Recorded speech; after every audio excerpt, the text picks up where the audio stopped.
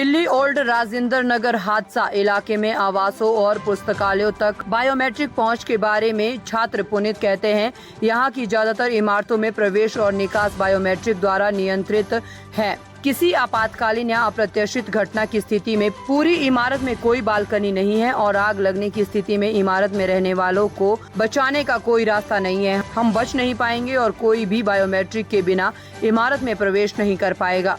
हमारे जीवन और सुरक्षा के लिए कौन जिम्मेदार होगा? इस क्षेत्र में 70 से 75% पुस्तकालयों तक पहुंच बायोमेट्रिक द्वारा नियंत्रित है और पुस्तकालय बेसमेंट में स्थित है। मेरा नाम पुनीत सिंह है।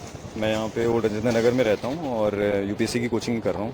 पुनीत, ये बताइए कि यहाँ पर बायोमेट्रिक एक बड़ा इशू आप बता रहे हैं, क्या इशू है?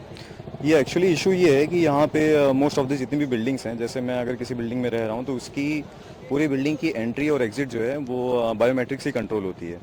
तो उसमें कैसे है कि और हमारा मतलब कंसर्न ये है कि अगर सपोज कुछ इमरजेंसी हो जाती है, आग लग जाती है या कैसे भी कुछ कोई भी इमरजेंसी हो जाती है, तो पूरे बिल्डिंग में कोई भी बालकनी नहीं है, कोई बिल्डिंग में कोई भी ऐसी जगह नहीं है कि अगर हम लोग किसी को इमरजेंसी नंबर पे कॉल करते हैं, कोई आता है कि हम लोग को रेस्क्यू कर लो, तो रेस्क्यू करने का उनके पास कोई ऑप्शन नहीं है। क्योंकि इमरजेंसी की वजह से कि अगर वो गेट के पास कोई इमरजेंसी होती है तो हम लोग अगर ऊपर हैं तो हम लोग नीचे आ नहीं सकते, और अगर कोई बाहर है तो वो अंदर आ नहीं सकता क्योंकि बायोमेट्रिक की वजह से वो लॉक हो गया है।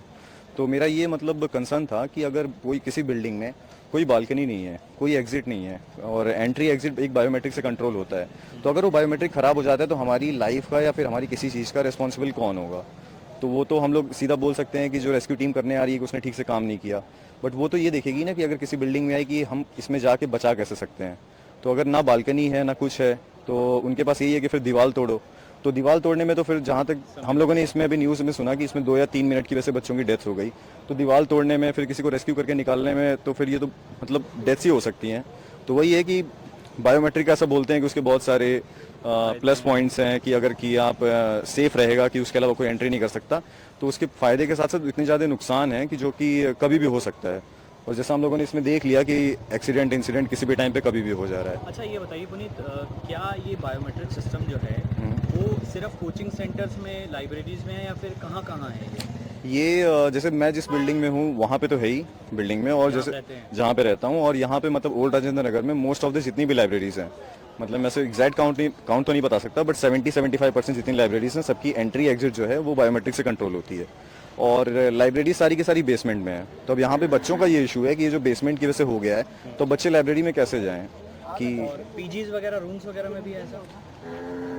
रूम्स में इन द सेंस कि फ्लोर पे है, जैसे पूरी बिल्डिंग की एक ही एंट्री एक ही एग्जिट है वहाँ पे है, तो अगर फ्लोर 4 हैं तो एंट्री एग्जिट एक ही हो गया।